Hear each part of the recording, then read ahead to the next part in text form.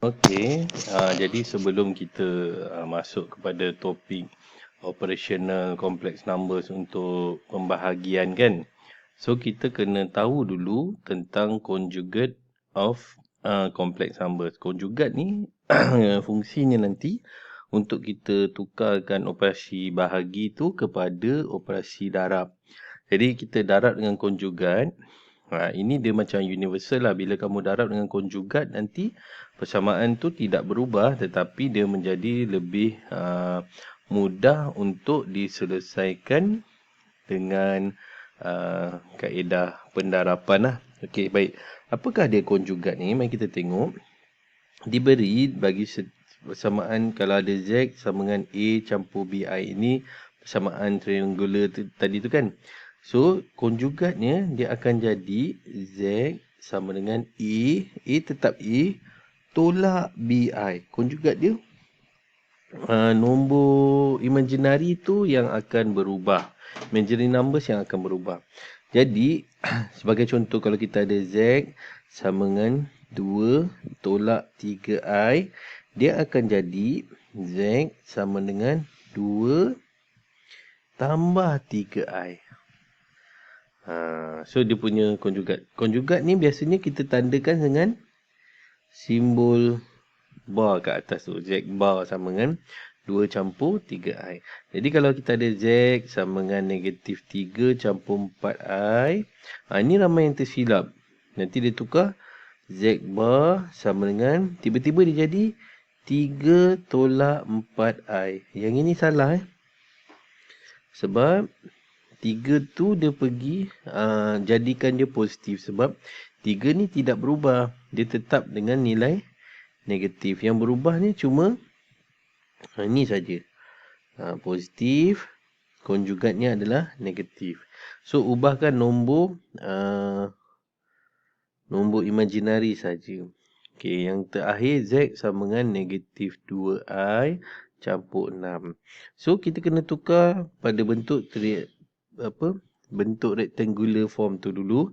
So Z sama dengan 6 tolak 2I. Jadi Z bar adalah 6 tambah 2I. Okey, baik. So konjugat ni mudah.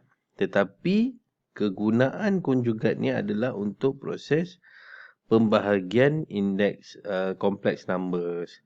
So, dalam keadaan kita berhadapan dengan complex numbers, diberi kita punya persamaan bahawa Z1 bahagi Z2, nanti kita conteng kat sini sikit. Z1 bagi Z2 sama dengan, ini soalan dia lah. Soalan A campur BI bahagi C campur DI. So, Z1 bahagi Z2 adalah kita sengaja darabkan dengan konjugat bagi Z2 yang bawah ni lah. Supaya kita boleh hapuskan pembawah ini. Dan kalau kita dah berjaya buat ni, kita boleh buatkan persamaan. Dan kita kena, besar sangat saya punya ni. Dan kita boleh gunakan rumus yang di bawah ini untuk kita mudahkan kita punya urusan kita. Baik, nanti kalau nak gunakan dia punya kaedah normal dia pun tak ada masalah. Baik, kita cuba buat dulu. Yang pertama A diberi dibagi tahu dulu Z1 sama dengan 2 campur 6I. Z2 sama dengan 1 tolak 4I. Okey, besar sangat pula ni. Baik, kita cuba selesaikan soalan yang pertama. Z1 per 2. Z1 berapa? 2 campur 6I bahagi 2. So, bila kamu buat macam ni, ingat jangan sekali-kali buat shortcut, potong saja terus macam gini, terus dapat jawapan 1 campur 6I. Salah Patutnya budak diploma tak ada terfikirlah buat jawapan salah macam gini kan. Dia tak boleh terus dipotong macam itulah.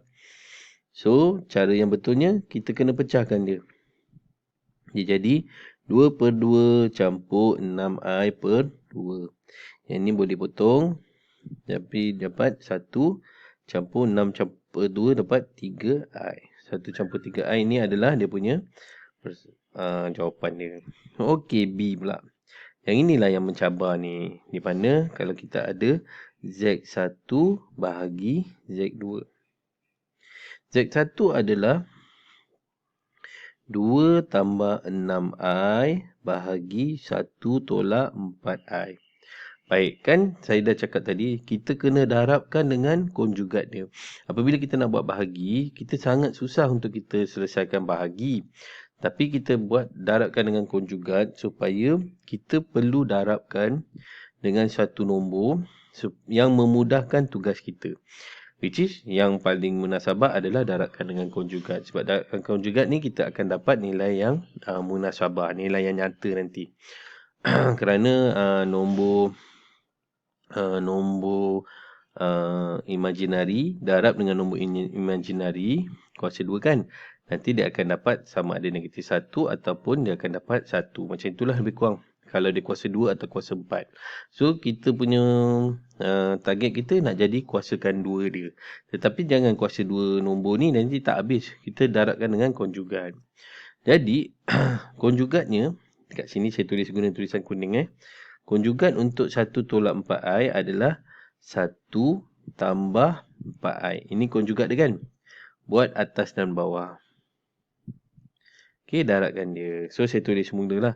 Dia adalah sama dengan 2 tambah 6I bahagi 1 tolak 4I. Darabkan dengan 1 tambah 4I bahagi 1 tambah 4I. 1 tambah 4I bahagi 1 tambah 4I ni sebenarnya nilainya 1. Jadi apa-apa nombor darab dengan 1 dapat nombor balik semula lah. Jadi kita tak mengganggu dia punya formula matematik. Dia tak kacau lah. Maknanya persamaan ni masih lagi sama. Jadi kita darabkan je lah yang atas. 2 tambah 6I. Darab 1 tambah 4I.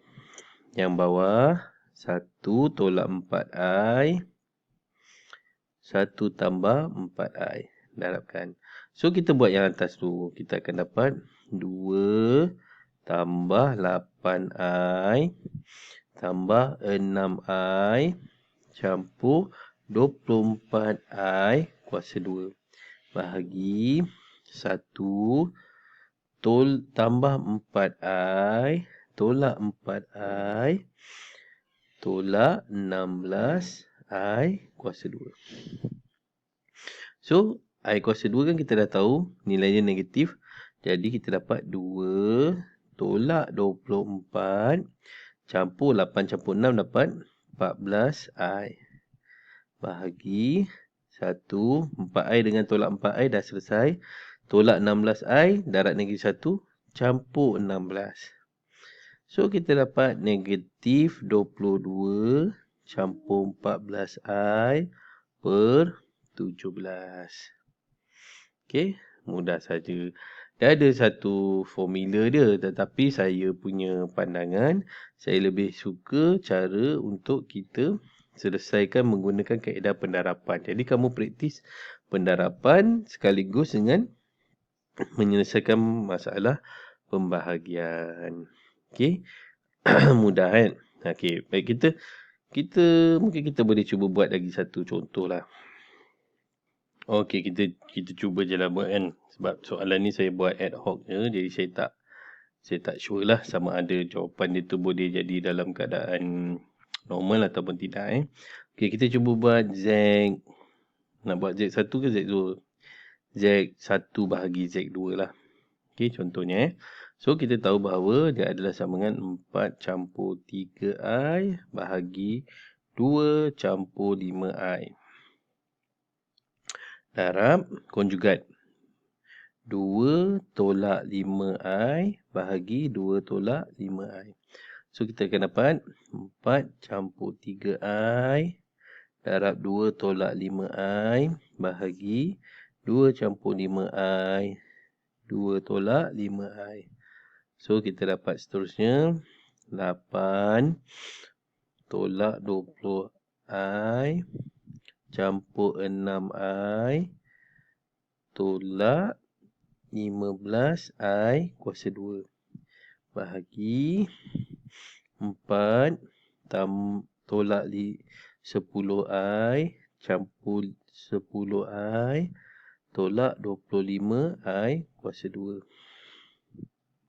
So selesaikan kita teruskan, kita akan dapat 8 tolak negatif 20 campur 6 tolak 14i tolak 15i kuasa 2 kan. Tolak 15 kali negatif 1 bahagi 4.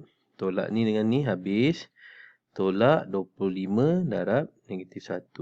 So dapat 8 tambah 15 tolak 14i bahagi 4 tambah 25. So dapat 8 campur 15 23 tolak 14i bahagi 29.